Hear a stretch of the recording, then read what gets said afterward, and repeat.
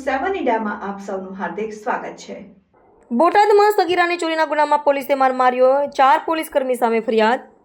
બોટાદમાં સગીર છોકરા તે આરોપી છે, તેને ચોરી કરી છે એમ કહીને પોલીસ લઈ જાય છે। પોલીસ તેને રાખી રાત્રિ મારે છે। હાલત એટલી ખરાબ છે કે તેની કિડની ફેલ, એના પગના ભાગે એને એટલું બધું તેને ગેંગરીંગ હોય તેવી પણ સંભાવના છે। એનું છેલ્લું નિવેદન છે એમ કરીને નોંધી લીધું છે।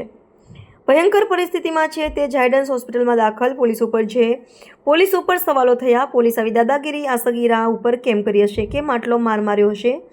પોલીસ ઉપર ફરિયાદ નોંધીને આગળની કરશે કાર્યવાહી કે આખી ઘટનામાં જિગ્નેશ મેવાણી હમણાં જ પરિવારને મળીને એના પછી હવે કાર્યવાહી કરે છે કે કેમ? આખી ઘટનામાં જિગ્નેશ મેવાણી મળે આવ્યા પછી જેટલા પણ પોલીસના નામ સામે આવે છે તેની સામે ફરિયાદ નોંધાઈ છે, આદેશ આપી દીધા છે। આમાં કાર્યવાહી કરવામાં આવે। આગળની કાર્યવાહી શું થશે? જેટલા લોકોના નામ આવ્યા છે તેની સામે ફરિયાદ નોંધાઈ છે અને આદેશ આપી દીધા છે। Bureau chief Parmar Bhagirathsinh.